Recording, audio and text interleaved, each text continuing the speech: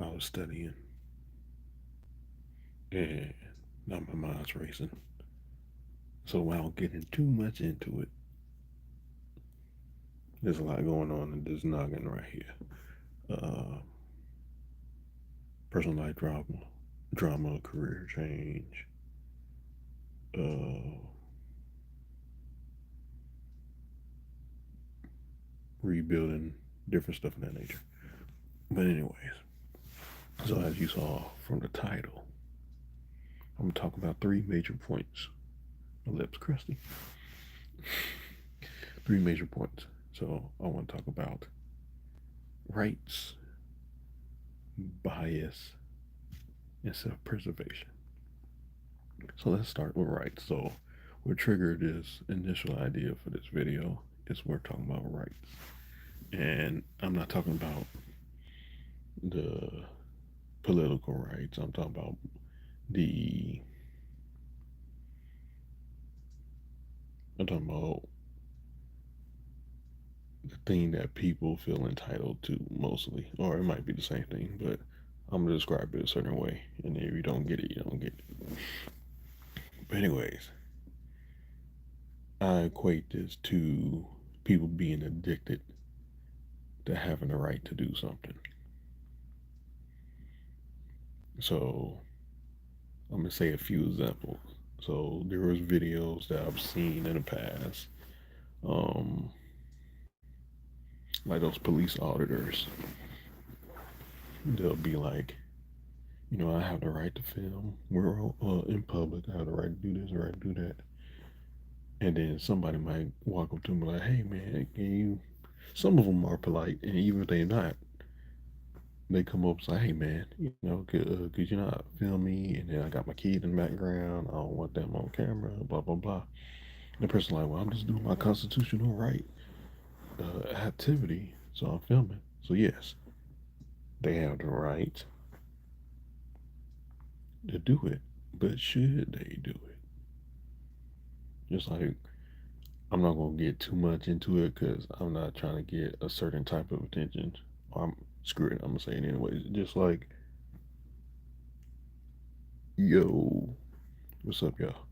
Y'all can't sleep either, or y'all might be in a different state. I don't know. I'm in Texas. But anyways, um,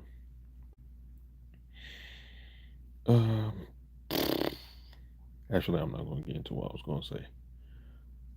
Screw it. I'm gonna say it anyways.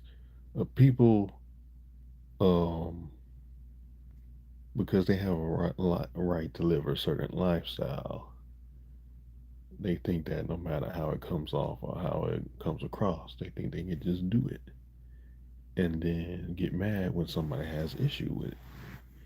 And you might have the right to live a certain way, you might have a right to do certain things, but is it very productive to your mental well-being, your physical well-being, and your social well-being? Because we all need community, we all need people to be around us to hold us accountable for our shortcomings and to help us grow in areas and challenges and different things. Um, Also, the one right that really gets people in trouble is the right of way. So I'm talking about vehicle maneuvering and pedestrians. There's so many times where a pedestrian's walking across a lane with heavy traffic, and because they have the right of way to go, they don't look, they don't stop, they just walk. And it's like, yeah, you might have the right of way to go, but make sure that you're gonna be able to live when you do go. Even if I know that it's my turn when I'm driving and walking, I make sure that it's safe for me to do so because I rather let somebody cut me off and still make it to my destination, or drive past me when I'm trying to walk and just let them go. They say I have the right of way. The next thing you know, I don't have my legs anymore, and in my job, I need my legs. It's gonna be hard to teach people how to dance in a wheelchair. So it can still be possible, but it's better to have your legs. All right,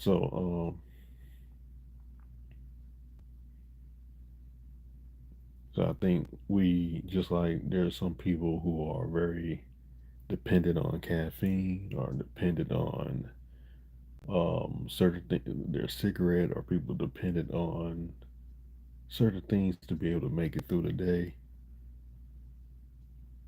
People are addicted to just because it might be legal in the world. People pass laws. Is it really helping you live the best type of life you can possibly live?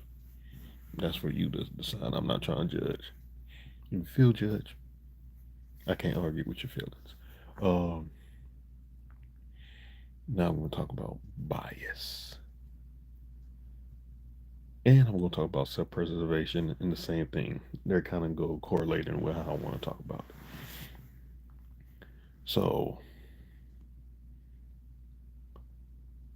we are naturally a species that do self preservation. A lot of times, when we grow up or when we're born, most of us are very open minded, very um, attuned to different things. And, as we go through life, we are raised by particular people, whether it's our parents, foster parents, step parents, grandparents, uncles, aunts, older sibling, whatever the case may be. And then we're born in certain environments, rough environments, wealthy. You still have a eclectic view of people or a collected amount of people where you can get different influences from. Now, some people they have like this ingrained sense of self and self worth and confidence in them, and no matter what happens, it don't. It may or may not affect them that much. It may or may not, maybe. Um, but then other people's. Well, I said it with an S. Other people, they are not as, let me say, strong-hearted, and a lot of times, you know, whether they're a quote unquote good person, nice person, or a person with a pure heart, eventually those environments and people they hang around and different things will mess with their mental state, will mess with their self confidence, self esteem, and then different coping mechanisms will come about. Different things will happen. And a lot of times people will, you know, have certain views and get so wrapped up in that view, and then they paint their scope in a different lens, and then they kind of set on that worldview and they start viewing people a certain way.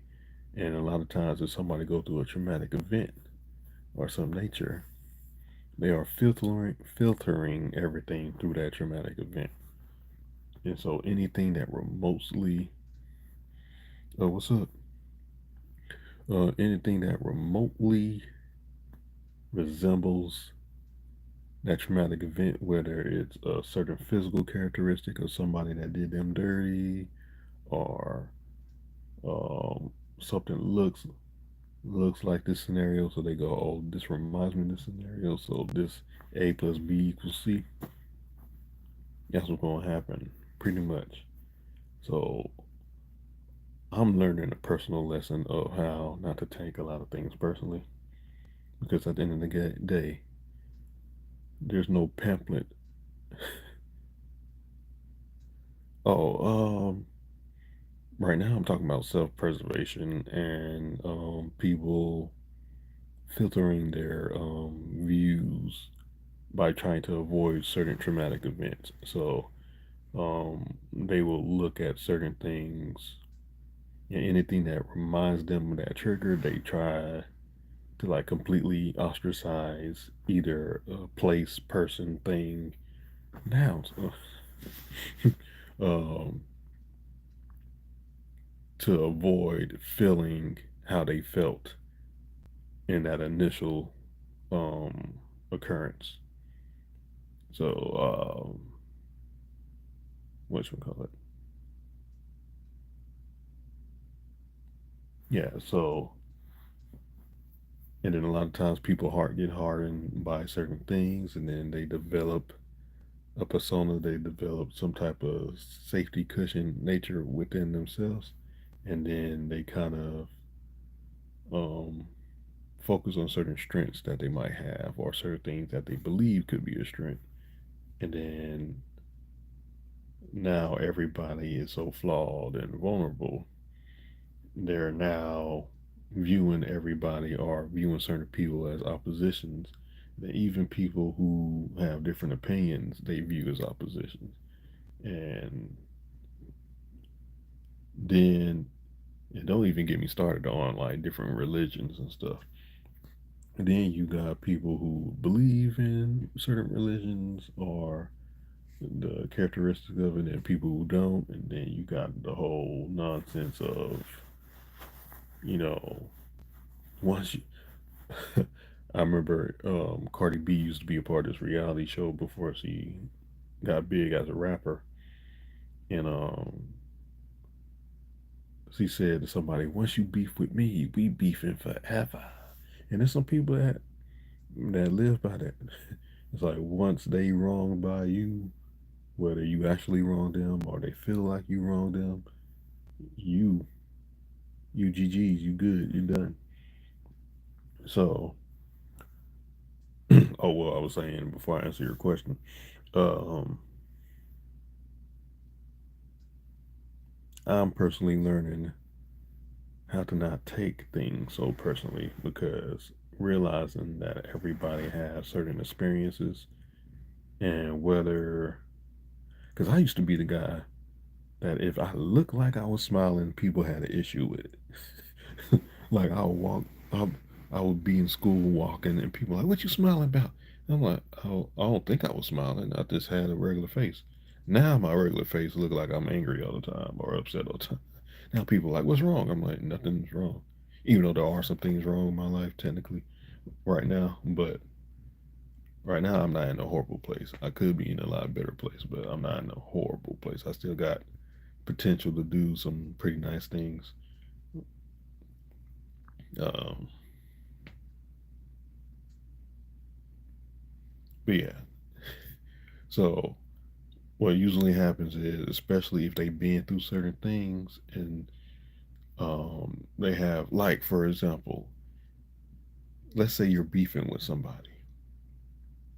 Anything they do that you find annoying or offensive, you're going to take it as a personal attack. Or you're going to either take it as a personal attack, you're going to take it as they have ill intent, or you're going to take it negatively, like you're not going to consider any other variable for the most part. You're going to just go like, oh, he did this, that means he's that. I'm going to keep my eye on him. But we don't really know what's going through people's heads. We might can convince ourselves we do, but we really don't. And it's interesting how because we're so locked into that self-preservation, making sure that nobody betray us, nobody do us any dirty, or we don't face those certain traumatic events again, that um, we end up basically projecting something that's deep within ourselves onto other people. And so, um,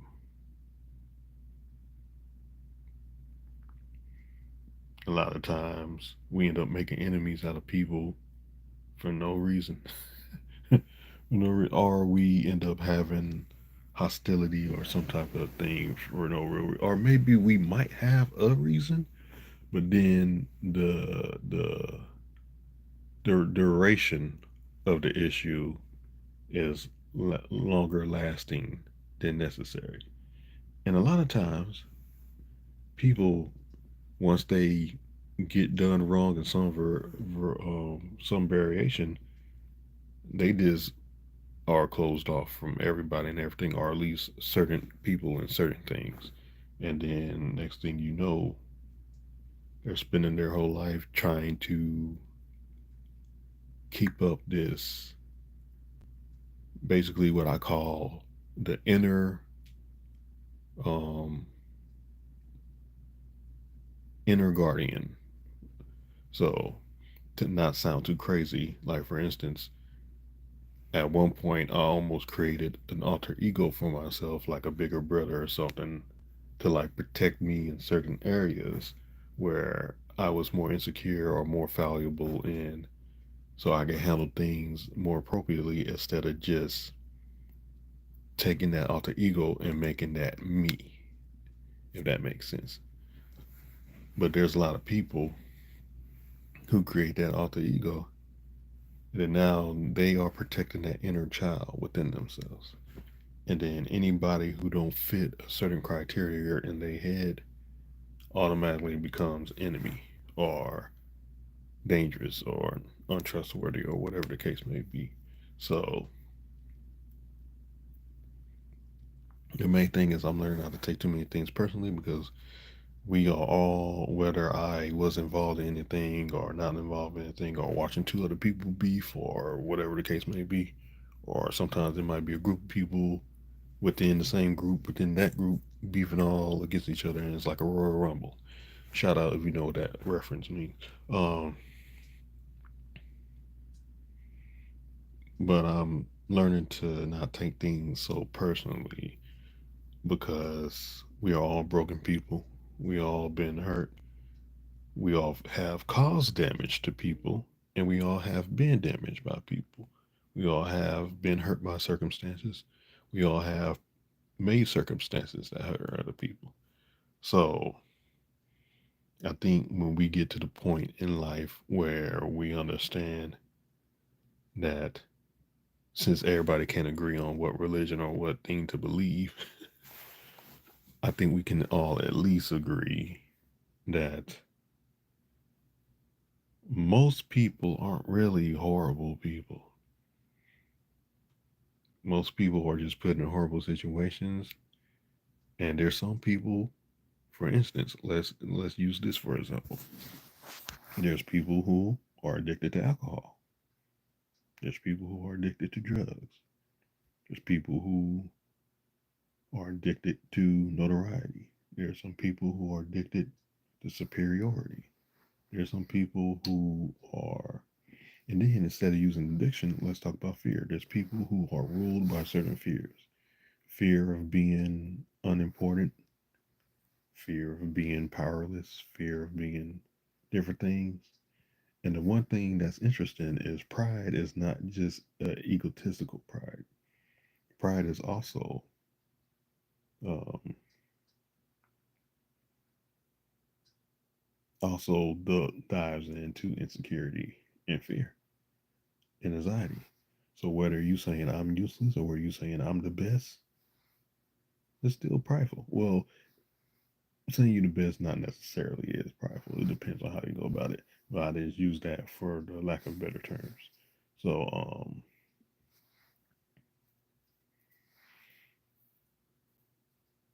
and I realized I was on the lower scale of the pride thing because I'm still battling it, but I used to be very, not necessarily insecure, but had low self esteem, not a lot of confidence, and a lot of anxiety.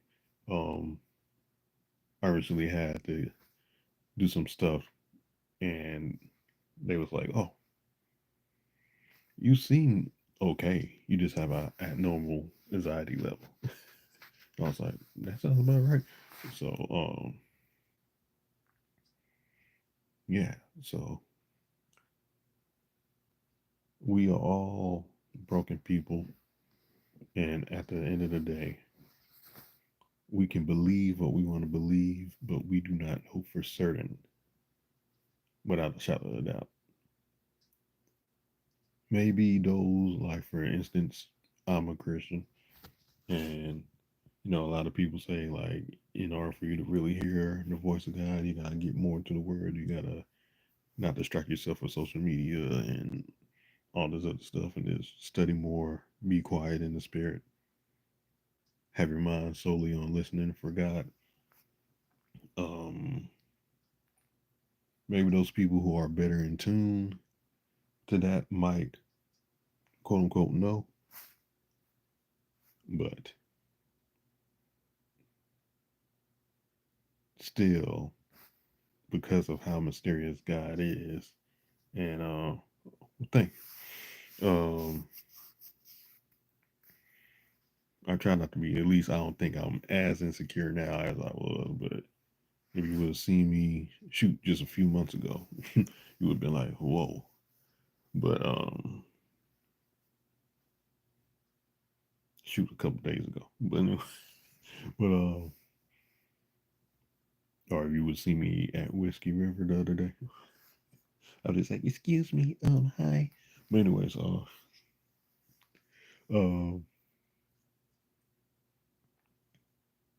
where was I going? What was I saying? But thank you. Um, I've been working on being confident in my speech because um, growing up, that was getting shut down almost all the time. I would say something, people would be like, "What?" You know that meme? Not that meme. It's this person on, I think, Instagram or TikTok, and then he'll do something, and then they say, "Oh, black people clown you for anything," and then, "Oh, this dude's confident, ha ha ha," or "This dude's a good father, ha ha ha," laughing at him, stuff like that. So, well, I was basically the butt of those jokes growing up. And then whenever I did have something I was interested in, if I wasn't immediately skilled at it, it was a no-fly zone. And I think that probably adds into some of my issues with some of the things I'm trying to accomplish now. It's if it don't instantly blow people out of the water, it's like it's trash. But that's not true. If things don't instantly blow people out of the water, that means you can still work at it and get better.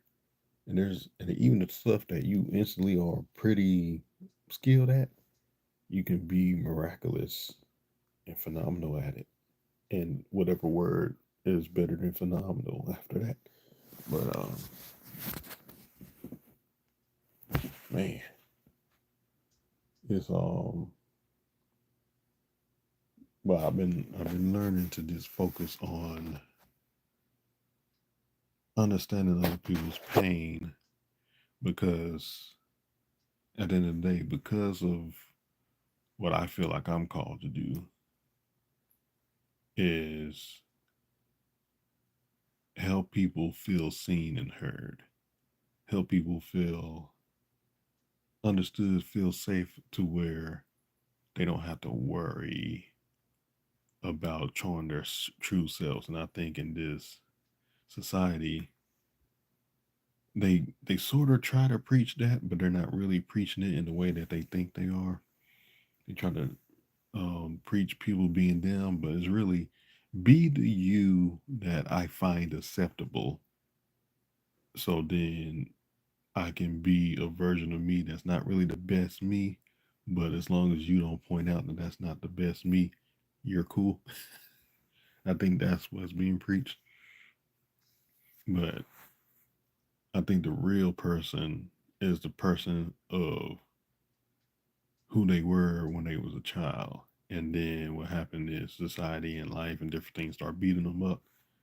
And then they just became a different person, a different being. And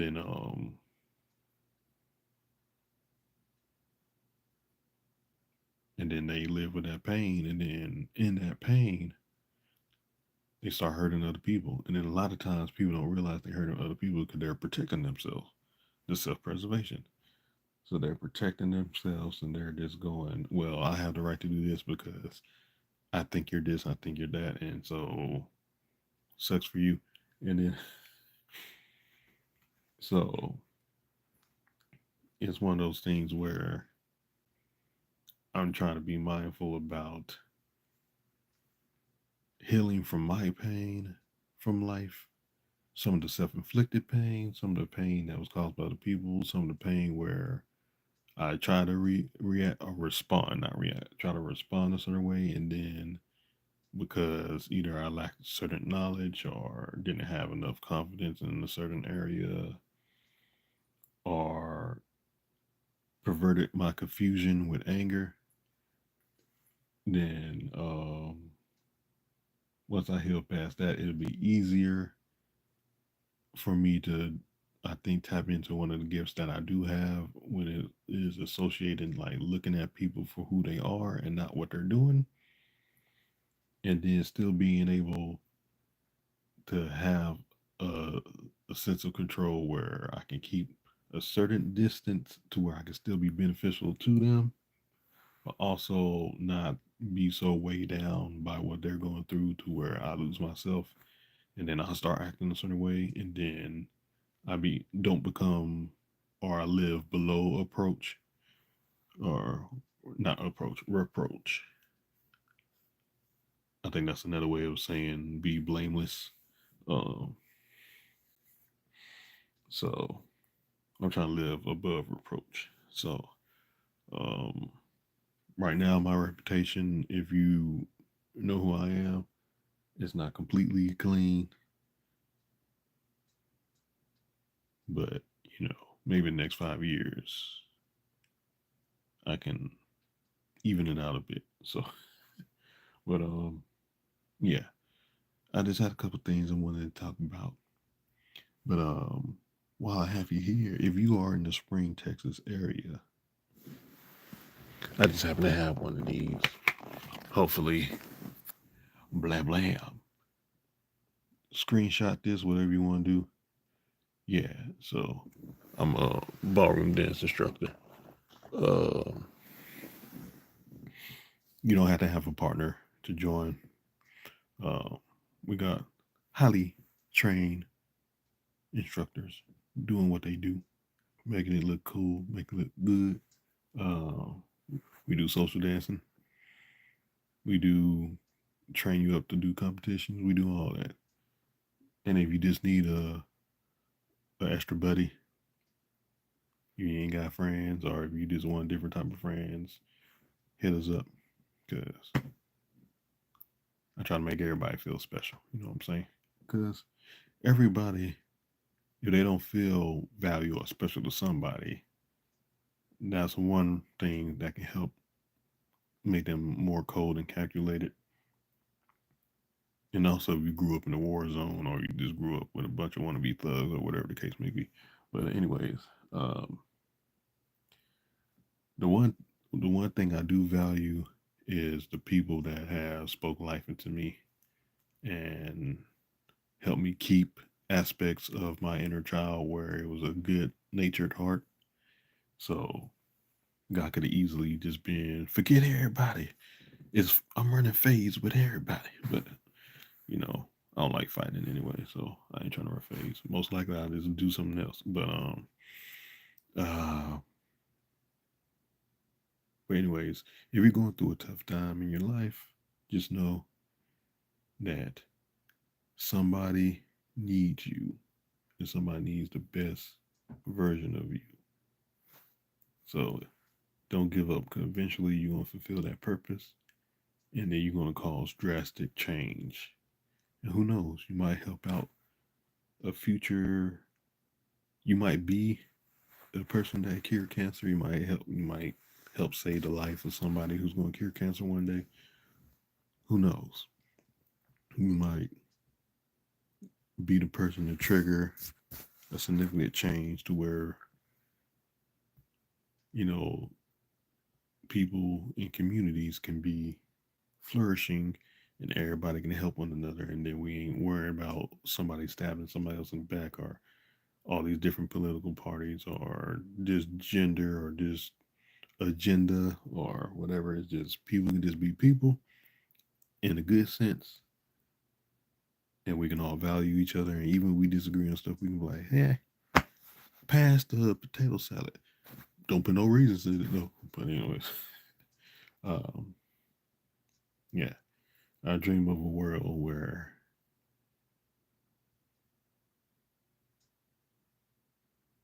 people don't have to be, well, I wanted to say it a certain way, but people don't have to fear anybody being nefarious, where people don't have to feel like they got to put on the act. They can just be their full, authentic self. And then, everybody ain't going to completely get along, even in that world. but at least they can appreciate each other's differences. And then instead of just saying, well, you have a whining voice and it's annoying, you can be annoyed by a whining voice, but that don't mean the person with the whining voice is annoying.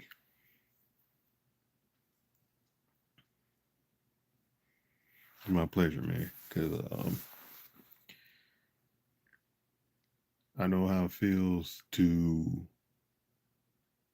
not have proper encouragement, but you are expected to perform and act at a certain rate. And then if you fail, you're useless. So, you know, everybody don't have the support group for people to just, uplift them. And a lot of times you just got to find a way to uplift yourself. But as long as I have breath, I'm going to try to uplift as many people as I can. So, because you never know, there's a lot of people who are no longer here because they felt like they was a burden to the world. They felt like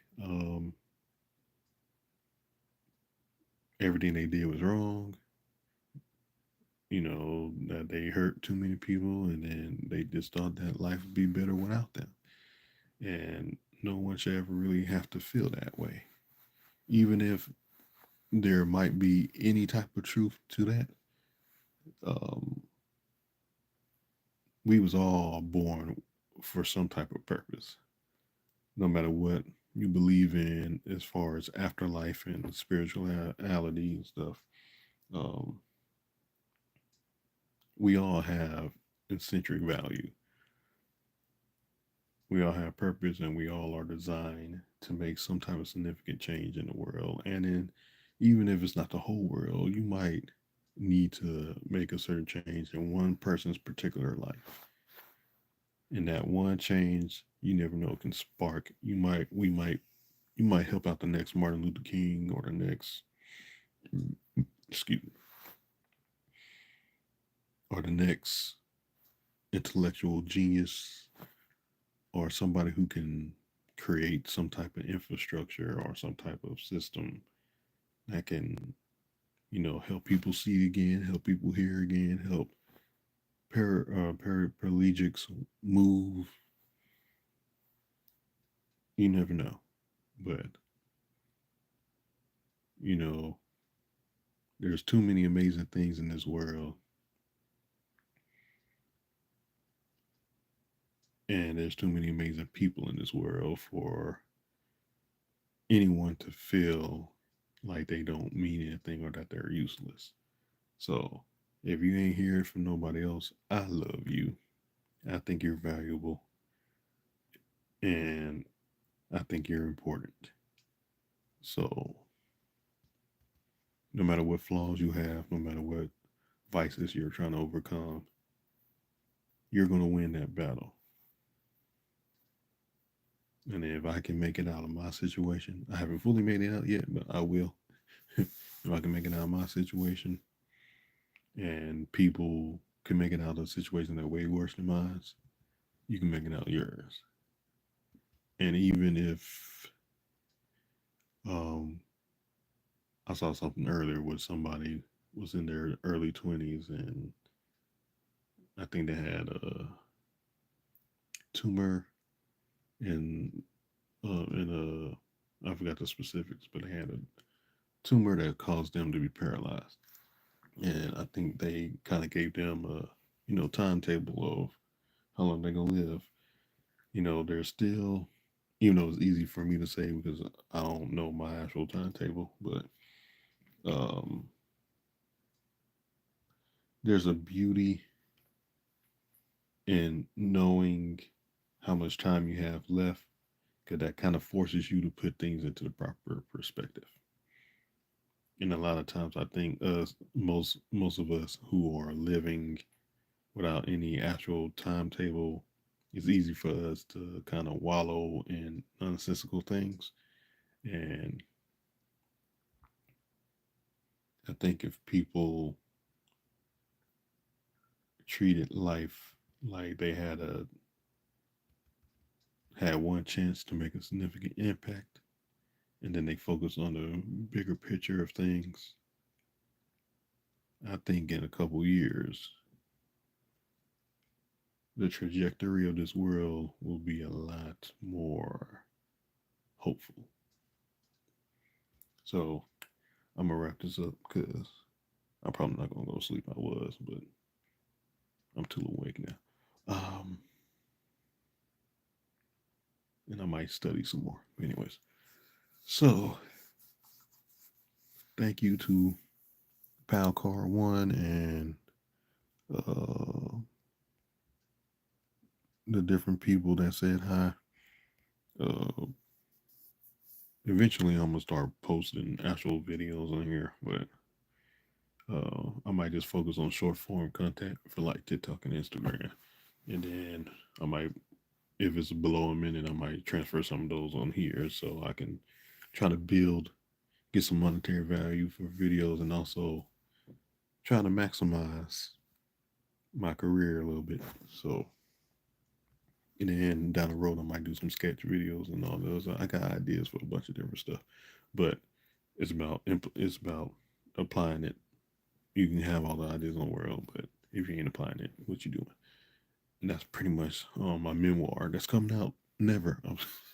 um, but anyways, um, keep your head up, stay sexy, um, and appreciate each breath you take.